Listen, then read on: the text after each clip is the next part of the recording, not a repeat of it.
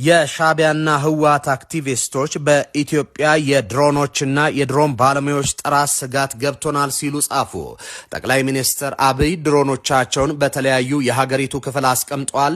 250 የውጭ ድሮን ኤክስፐርቶችን ቀጥረዋል። ይህ አስደንጋጭ ነው ሲሉ ተናግረዋል።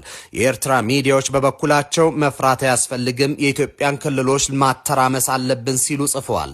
ግጭቱን ወደ ኦሮሚያና ሶማሌ ክልል እንዲሰፋ ልንሰራ ይገባል ሲሉ አሳስበዋል። የህወሓት አክቲቪስቶች ጠቅላይ ሚኒስትሩ ከፍተኛ የድሮን መጠን አላቸው፣ እኚህም ድሮኖች በየቀኑ ቦታ እየቀያየሩ ነው ሲሉ ጽፈዋል። በርካታ አክቲቪስቶች የተጋሩት የማህበራዊ ሚዲያ ጽሑፍ ላይ በዩናይትድ አረብ ኤምሬት ዜጎች የሚንቀሳቀስ ከ1000 ኪሎ ግራም በላይ የሚመዝን በአየር ላይ ለ20 ሰዓታት መቆየት የሚችል በሰዓት 280 ኪሎ ሜትር የመብረር አቅም ያለውና 200 ኪሎ ግራም መጠን ያላቸውን የጦር መሳሪያዎችን መሸከም የሚችለው ዘመናዊ የቻይና ምርት የሆነው CAIG ዊንግሎንግ 8 ድሮኖችን መከላከያው ታጥቋል ብሏል። ከዚህ ባለፈ የሲቪል ድሮኖችን ቢሆኑ ወደ ውጊያ ድሮንነት ዋርፌር ድሮን ተቀይሯል ሲሉም ጽፈዋል። እነዚህ ድሮኖች RPG ቦምብ የሚጭኑ ትንንሽ ድሮኖችን በብዛት ወደ አገልግሎት አስገብተዋቸዋል ብለዋል። ከዚህ በተጨማሪ የሲቪል አቪዬሽን አውሮፕላን ማረፊያዎችን በኮምቦልቻ፣ ሰመራና ጎንደር ለሚግ ጀት ሊጠቀሙባቸው እንደሚችሉ መረጃዎች ደርሶናል ሲሉ ጽፈዋል። ሌላው አክቲቪስቶቹን ያስደነገጠው ጠቅላይ ሚኒስትሩ በአሁኑ ጊዜ ወደ 250 የሚጠጉ የጦር ድሮን ኤክስፐርቶችንና የጦር አውሮፕላን አብራሪዎችን ቀጥረዋል ብለዋል። ይህም ከፍተኛ የኃይል አለመመጣጠንን ይፈጥራል በሚልም ጽፈዋል።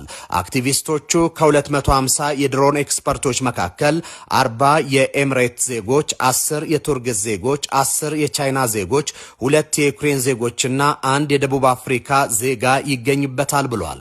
ይህ የመከላከያ የድሮን አቅም የህወሓት አክቲቪስቶችን ያስደነገጠ ሲሆን፣ በሌላ በኩል የኤርትራ አክቲቪስቶች ህዝብን ማስደንገጥ አያስፈልግም፣ አገዛዙ ስላለው የድሮን አቅም በሚዲያ ላይ መግለጽ አያስፈልግም ሲሉ የግሳጼ መልእክት ጽፈዋል። አንዳንድ የትግራይ ሚዲያ አክቲቪስቶች ያገዛዙን የድሮን አቅም በመግለጽ የራሳቸውን ህዝብ የሚያስደነግጥ የስነ አእምሮ ጦርነት በመፍጠር ተጠምደዋል የሚለው ናሽናል ኤር ኢንተረስት የተባለ ገጽ ያገዛዙን የድሮን አቅም እያዩ ከመደንገጥ ይልቅ መስራት በምንችለው ነገር ላይ ትኩረት ማድረግ አለብን ብሏል። በተለይም በአማራና በትግራይ ያለውን ቀውስ የአፋር የሶማሌና የኦሮሚያ ክልሎች በኩል ደረጃ አመጽን ለማስፋፋት ሊሰራባቸው ይገባል ብሏል። የሻቢያ አክቲቪስቶች ኢትዮጵያን በመከፋፈል በተለያዩ ክልሎች አመጽ እንዲስፋፋ በማድረግና የኢትዮጵያን ህዝብ በመከፋፈል የጠቅላይ ሚኒስትሩን አገዛዝ መጣል እንችላለን፣ እዚህ ላይ ትኩረት ማድረግ አለብን ብሏል። ታዛቢዎች የሻቢያ የራሱን አቅም ከመገንባት ይልቅ በኢትዮጵያ ውድቀት ተስፋ በማድረግ የመስራት ስትራቴጂውን ቀጥሎበታል ብሏል። ወደ ጦርነት የሚገባ ከሆነ ከ1990 ጦርነት ይልቅ የከፋ አደጋን ሻቢያ ያስተናግዳል ሲሉ ታዛቢዎች በማስጠንቀቅ ላይ